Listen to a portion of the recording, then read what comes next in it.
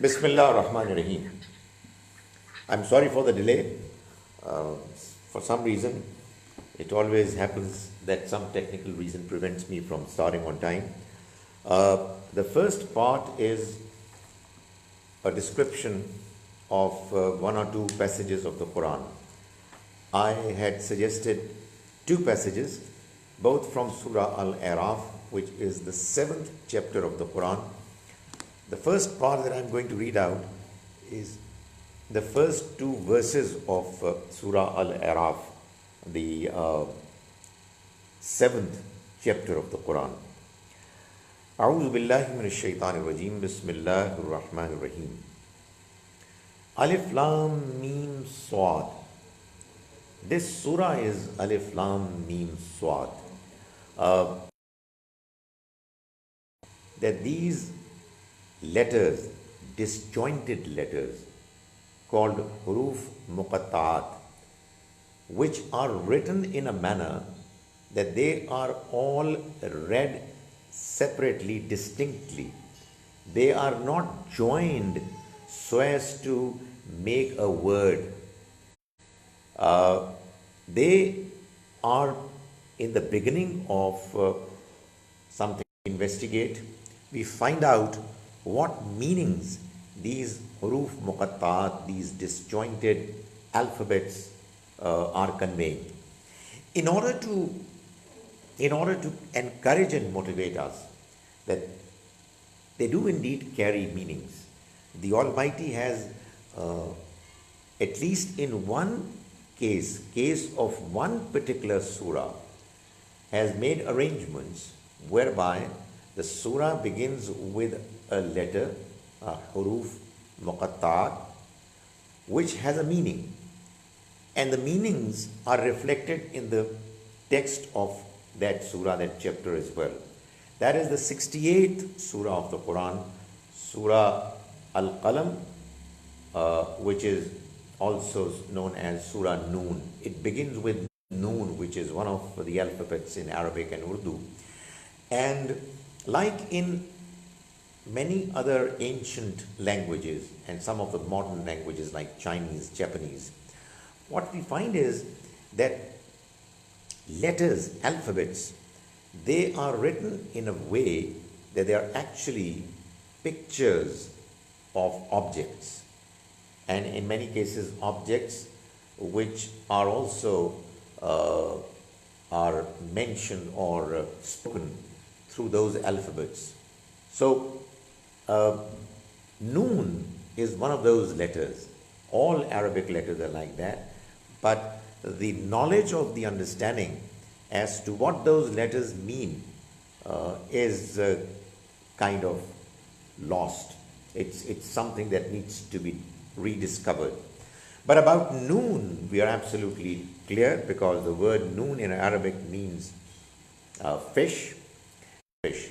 That is, it is referring to the case of Prophet Jonah, Yunus alayhi salam, who, without waiting for the Almighty's final decision, signal that he should now separate himself from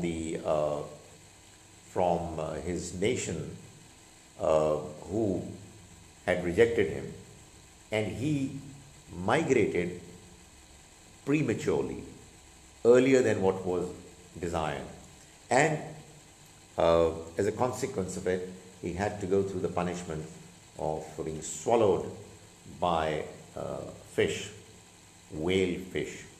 So what I'm saying is that these letters do carry meanings. However, we do not know in many cases what those meanings are, and this really means that this is one area of the Quran which needs further research and investigation. So we translate it by saying Alif Lam Mim Swad. This surah is Alif Lam Mim Swad. Kitabun unzila ilayk. O Prophet, this is a book that has been revealed upon you. Fala yakun fi sadrika harajun. So there should be no burden in your heart, minhu, because that is, it is not what you got as a consequence of your desire has arranged for the Quran to be revealed on you, and you were chosen for that purpose. It was never ever your ambition that you become a prophet. It was something that was given to you, and therefore you should carry no pressure, no. Only truth, only genuine deeds are going to carry weight. فَمَنْ ثَقُلَتْ مَوَازِينُهُ. So, those people whose weights are going to be heavy, فَأُولَٰئِكَ هُمُ الْمُفْلِحُونَ. Such are the people who are going to be successful. وَمَنْ خَفَّتْ مَوَازِينُهُ. And as for those whose weights are going to be light, فَأُولَٰئِكَ الَّذِينَ خَسِرُوا أَنفُسَهُمْ. Such are the people who will cause themselves to be lost, to be ruined. بِمَا كَانُوا بِآيَاتِنَا يَظْلِمُونَ. Because of the fact that they rejected our signs and they caused harm to their own souls. Now, this passage is clarifying that on the day of judgment, when people are going to be judged for their performance, the judgment is going to be based on the quality of their good deeds.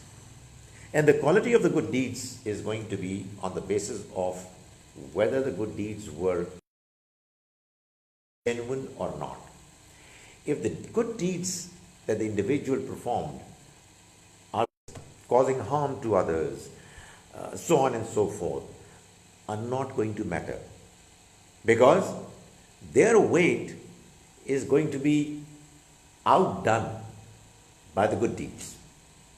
The Quran is clarifying in this particular passage that that's not how things are going to happen, and just keeps performing good deeds as a matter of routine, then there is a likelihood, there is a fear that the good deeds may not carry any weight.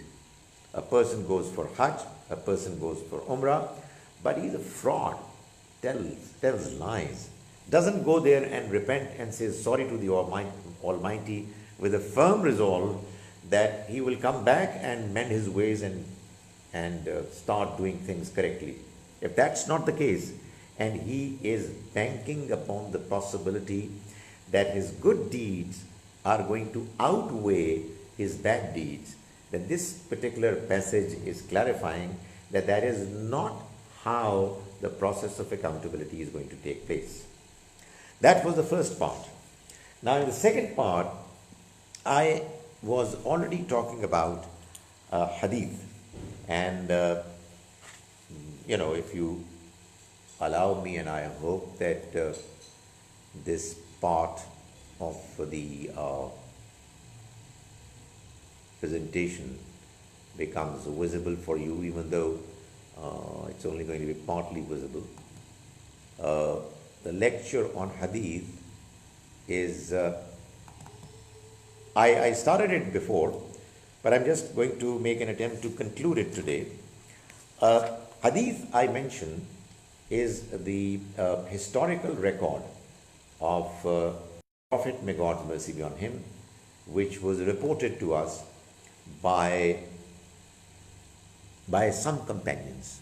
Not all of them, not the majority of them, but there was a decent minority of the companions who, and it's very kind of them, who decided that they are going to transmit the information about the Prophet, what he said, what he did, in the chain of narrators who ultimately communicated the information, transmitted the information to Muhaddith, Imam Bukhari, Imam Muslim, or whoever is mentioning that hadith. That chain is what gives an evidence, a proof that the claim that the Prophet did, said, or silently approved something is a reliable claim. However, obviously, when you are talking about an information as important as the claim that the Prophet, may God mercy be on him, said or did something, uh, uh, we need to be more careful. And therefore, there are two criteria which are generally applied in order for a scholar to find out or to come to an opinion as to whether a certain hadith is acceptable or not. One criterion is the criterion of riwayat, and the other criterion is the criterion of darayat. If the criterion of riwayat is applied, uh, a scholar would see as to whether the 4, 5, 6 individuals involved in transmitting that hadith, the chain of narrators, whether all of them are reliable people or not. Uh, when I say reliable, I mean whether their character is good, whether they were honest, truthful people, reliable people, whether their memory was good, their knowledge was fine, and so on.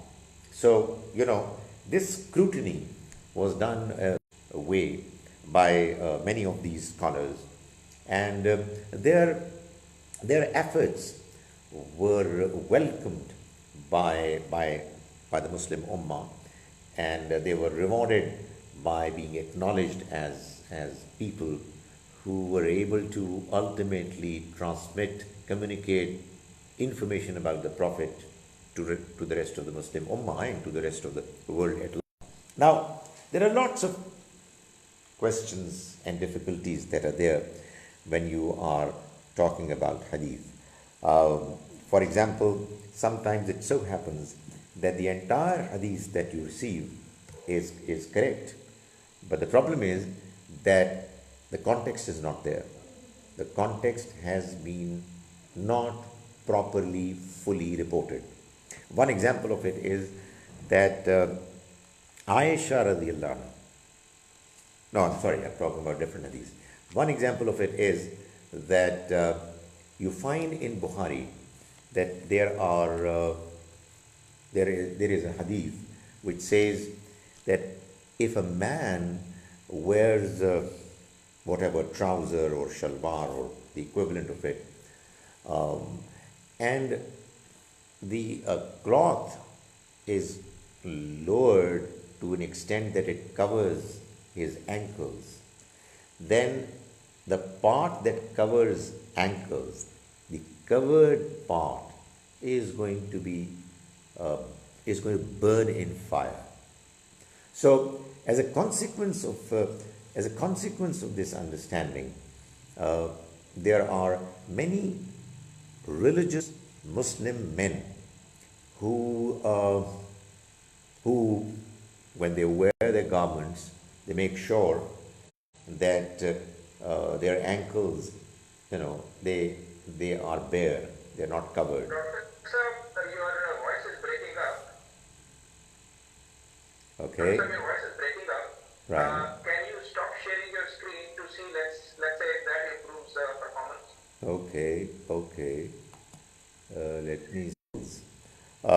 Your ankles, that part of your ankles, or even lower part of your body underneath your ankles that is covered, is going to burn in hellfire. This information, which is there in as reliable a book as Bukhari, this information does not mention what a later hadith in the same book mentions, which says that the Prophet, may God's mercy be on him, he said that if a person's garments are lowered to an extent that his ankles are covered out of arrogance, this design of the garments is made because the person thinks that he is superior to others, and as a show of arrogance, he is doing it, that part which is covered is going to be consigned to the hellfire. Now, obviously, this changes the situation completely. It's a completely different picture that emerges. And what we learn as a message from this particular hadith now is that it's not quite as much the design of your garments that is going to cause somebody to have problems in the hereafter. It's the attitude of arrogance. It's the arrogant behavior which is problematic, which, whether it's displayed in your dress or in the manner you speak or in the manner you live, in the manner you travel, etc., everything that is reflecting, giving an indication that you are behaving in an arrogant manner is going to cause you to cause trouble to you. So this is what you find quite often as a problem while understanding hadith. So what should be the right attitude regarding hadith? What are the different responses of Muslims regarding hadith? There are people who have the understanding that if a hadith is found in a book which is reliable, like Bukhari, like Muslim, etc., whatever it says is correct. Why? Because it is a book which has been described as Sahih by the compiler of the book. And mind you, by Sahih, it doesn't mean the Sahih of Urdu, which really means correct, right. So quite a few people think that when a hadith is Sahih, well, it's correct. That's how the Prophet said. May God's mercy be on him. In actual fact, when Sahih is mentioned alongside a certain hadith as a comment on it, what it means is that in the eyes of, in the understanding of the scholar who compiled the book, this particular hadith was communicated by a group of people who, according to him, in his understanding, were reliable people. So there are Muslims who believe that if a reliable book communicates a hadith, then that's it. It's the ultimate message of Islam. There are others who completely reject hadith, and they think that hadith is just not reliable. So what they do is that they say that it's only the Quran that needs to be taken as God's message for us to understand Islam, and nothing else. A third view says that we will neither accept every hadith nor shall we reject every hadith. We shall look at the hadith from the point of view of the reliability of its narrators and from the point of view of the reliability of its text, which is called darayat. And we will see whether it is consistent with the Quran and Sunnah or not. This third point of view, which is the midway path, believes that which I announced today was regarding what kind of relationship should be there between Muslims and non-Muslims, more particularly when Muslims are living in the Western world where they are a minority. You see, it's a practical question for you people living in Britain. This is an important issue. There are two goals, there are two objectives that you must seek to achieve, to target simultaneously while you are living in these countries. Well, honestly, these targets, these goals should be always at the back of one's mind, even if one is living in Muslim majority countries. But they are more particularly important when one is living in Muslim minority countries. One of them is the factor that you should preserve your faith, your religion, your religious traditions, and the faith and religious traditions of your next generation as well. For that purpose, Muslims would do well to continue to meet each other on a regular basis, to have mosques where they assemble and they have their gatherings, they have their, you know, sessions of education, learning done on a basis which is regular, so that in a kind of threatening environment, uh, they still continue to believe in and follow their religion, and they then deliver it to the new generation, to their kids as well.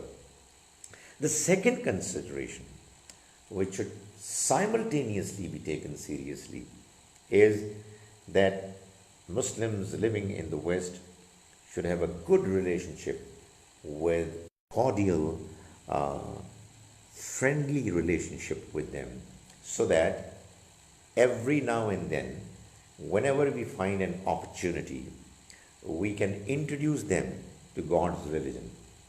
We don't need to do it. We don't need to do it in an aggressive manner, but we need to do it in an intelligent, in a polite, in a wise manner.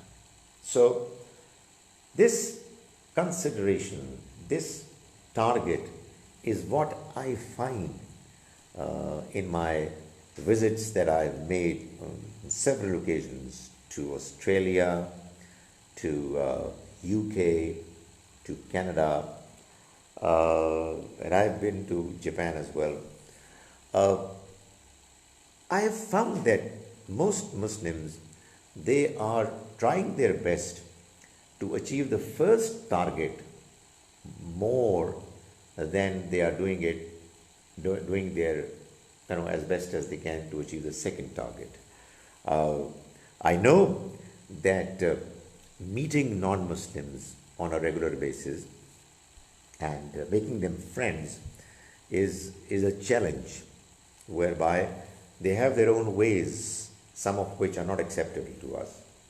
They are habitual alcoholics, their dresses and behaviors are not to our liking, etc. However, that's the challenge. I mean, you need to stay away from whatever threats there are in interacting with the non-Muslims. But on the other hand, there are many positive aspects as well. Is it not a fact that in many cases we find that these non-Muslims are quite open to discussion? They are prepared to accept what is reasonable, what is rational. So why should we not avail the opportunity while we are living with them, living in their neighborhood, interacting with them on a day-to-day basis, that our good behavior, our good way of communication, it influences them. For that purpose, if you make it your target, you will do more to be fluent in their language, because it's your task, your job to communicate the message to them. And you can't do it unless you are good at communicating with them. So I think, there needs to be a balance maintained between preserving your religion, preserving your traditions, and interacting with the non-Muslim local population. It's a good blend of the two objectives that is desirable. So while we are doing as best as we can to say our prayers, to read the Quran, to keep learning religion, having these classes, we should also be worried about the fact that we to the people with whom we are living, because it seems that it's God Almighty's, it's a part of His planned scheme that He has caused you to go to these countries and to live there with your religion, so that God's religion is made known to everybody in the right manner. You see, let's not be under the misunderstanding that if people know that there is a religion called Islam and there is a book, act of relating hadith with Quran and Sunnah is a task that is to be undertaken by scholars. Now, different scholars have done it differently, quite understandably. None of them is a prophet, and therefore, what they're doing is done in accordance with their own respective backgrounds, environments, their bents of mind, etc.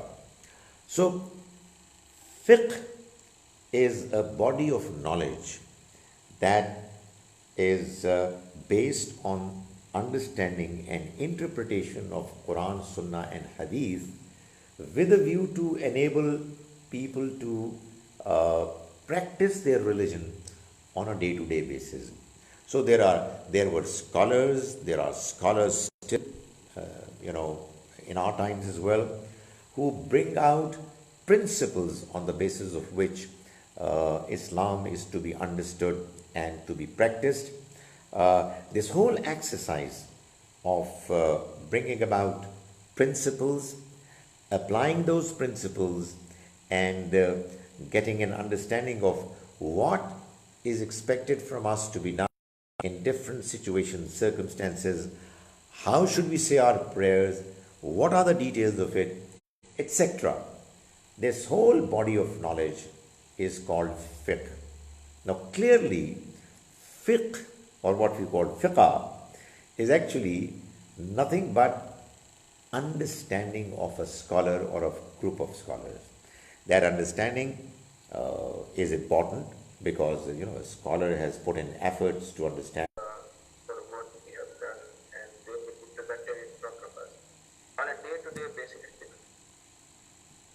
We just forget, and it goes away from our mind that there's going to be something like that tomorrow. In our day-to-day experience, it feels like this is it, and there isn't really anything after this. So I'm not exactly sure where I wanted to ask the question in this, but it just feels like what I was trying to say was that while the Quran is insisting so much on it, our daily experience, for some reason, doesn't take us in that direction, naturally.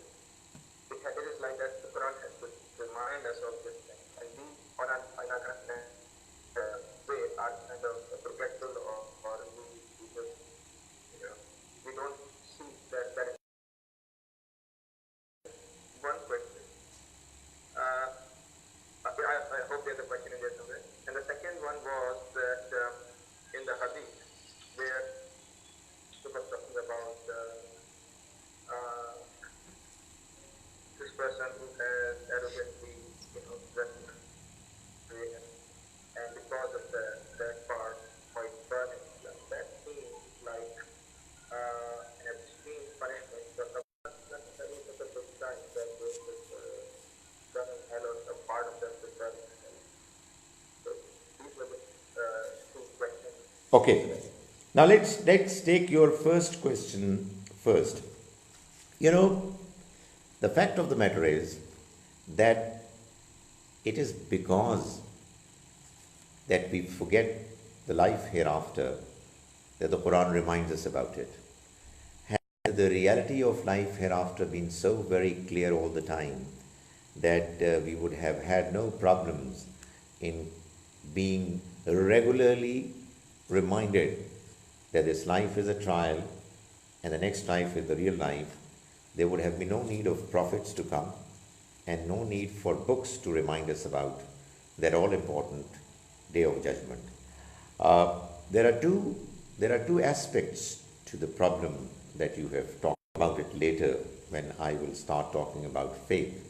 The Quran tells us that this life has no meaning, is incomplete, is empty without life hereafter. The Quran tells us that if you believe in a God, a wise God a merciful God, a powerful God, a God who has provided you with everything, and you don't believe in the life hereafter, you actually don't believe in God. So, one aspect of the problem, the challenge is that we have our belief, which is, allow me to say, primarily intellectual in its origins, in its basis. Uh, when you are intellectually convinced about a reality, and all unseen realities are to be acknowledged only intellectually because they cannot be seen. When you are convinced, then obviously you have a challenge at hand. That on the one hand, you have this glittering, glamorous world around you, which is, uh, which is very capable of making you forget about the next life, and it is tempting and drawing your attention towards it. And on the other hand is the reality that the next life is going to be the life which will last forever, and we will have to be held accountable. We'll be held accountable for our deeds on that life, on that day, for the next life to start and to continue. Um, that is what we must keep reminding us ourselves about. But I tell you what, you know, when we are drawn into this worldly life and its activities, and uh, we forget about the reality of the life hereafter, God has been very kind to us in enabling us to say our prayers regularly because of the way He has designed His religion for us. Each time we stand before God for prayers, we are reminded of His presence, and we are reminded of the life hereafter. In each rakat of our prayer, while we thank God and we call Him Rahman or Rahim, we also say He is Maliki Yawmiddin. So every prayer reminds us 5 times a day that there is going to be a day of judgment. So you know what happens is that when we are involved in our worldly affairs, we are lost, we forget, uh, and sometimes we do things that are wrong. But then, as soon as we do things wrong and we say our prayers, we are reminded that there is a God and there is another life. So that's how this life has been designed, Raza. This life has been designed to be a test and a trial, and the fact that we quite often forget the life hereafter is a part of that test. The idea is that we forget and then we are reminded, and then we forget and then we are reminded, and it's going to keep going in cycles like this. But it is important that even if sometimes, because of our forgetfulness, because of the attraction of this world, we do something wrong, we do not continue doing it. We don't stick to it. As soon as we realize that we have done something wrong, we come out of it, we say sorry to the Almighty, and keep going on with the flow of our life in the right positive manner. As far as the second question is concerned, you know, in Hadith, like in many passages of the Quran, what you get as a mention about the life hereafter is only a glimpse, is only a part of the whole story. When the Prophet, may God's mercy be on him, warned believers that if they are going to show a behavior which is arrogant, uh, it's going to lead them to hellfire. It's a warning which is very likely to come true if the person then doesn't mend his ways.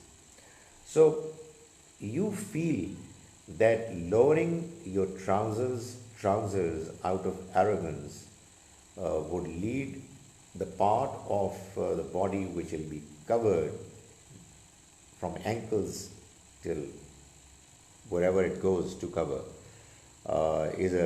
is too big a punishment The fact of the matter is that this arrogance is not just seen in the way, the manner a person is dressed. It's in everything that he does. An arrogant person would not accept the truth. The Quran keeps telling us that people who reject truth, people who are kafir, are the ones who are arrogant. So, arrogant behavior is not just reflected in the manner a person speaks, in the manner a person is dressed. It is actually something that influences the personality of the individual in every aspect of his personality, in all behaviors that he displays. That's why that warning is there. It's not just that it's a mere act of covering one's ankles that is going to cause the person to be in the hellfire. It's going to be that overall impact of arrogance that it will have on the behavior, attitude of the individual. I hope it answers your questions. Yes, thank you, Dr. Sir. Do any of the attendees have any other questions?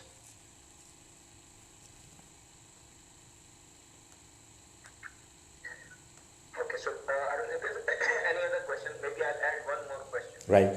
And then probably we can finish it. Otherwise, if you wanted to say, you could add it later. So my final question is, once again, we're coming back to the day of judgment. Now, day of judgment is this middle thing between the life that was before and the life that will be after. Now, the life that was before, God says in the Quran that there was a time when we created all the human souls, and then we asked all the human souls, who's your God? And they all accepted that Allah was their God. So they all recognized, acknowledged. Then we were sent, in this world, and we were very, very forgetful. And we were kept reminded about what the other life was. Now, this life of this world is very short. If you look at whole of human history, it's much shorter than the universe. But we look at an individual life.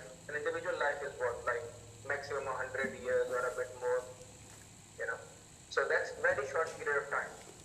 But the life that God talks about after the day of judgment is an infinite life.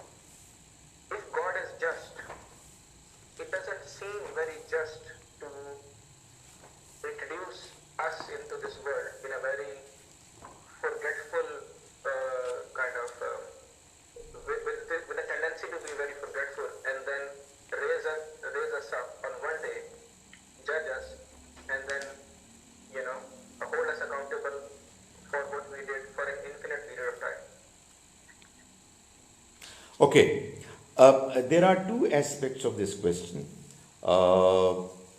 Allow me to answer them today briefly. But if there is something which is still not clear, we'll take it up in the next class. One aspect of the question is that on the one hand, this life is very brief, and this life has lots of attractions, glamour, which causes us to be lost in it. And then with this difficult test, the Almighty is declaring that for somebody who does things wrong for over a period of 50, 60 years, okay, maybe 100 years, he is going to be damned. He is going to be thrown into the hellfire for an unlimited period of time. There are two brief clarifications that I would want to make. One, that even in our worldly life, people who don't believe in religion, don't believe in life hereafter, they claim to be very reasonable, rational, very fair, very caring, forgiving. They too, when they make laws, they make principles, they do agree that if, for example, a person kills another person, and they say that we will not kill the killer because capital punishment they think is evil, is wrong. But what do they do? They agree that this killer should be imprisoned for 20 years, 15 years, okay, 10 years, okay, maybe 5 years. The question is, how long did it take for the killer to kill? A few seconds. What is the justification for keeping a person behind bars for 10 years when the crime he committed was done over a period of a few seconds? Well, the answer is that it is justified. Why? Because it is not quite as much the length of duration which a person is required to spend in being punished that is important, and its comparison with the time it took for him to commit the crime. What is important is to measure, to weigh the severity of the crime with the commensurate punishment that is being given. Sometimes the length of time is prolonged because the severity of the crime was such, even though it was done over a shorter period, but the punishment is not quite as severe as the crime, and the balancing act is done by the length of the punishment. So what I'm saying is that comparing the length of our worldly life with the length of the life of punishment is not a great idea. It's something which is actually not accepted even by the modern time rational people as well. The other clarification that I would want to make, and I would request that we finish our program of today because I have to leave for elsewhere.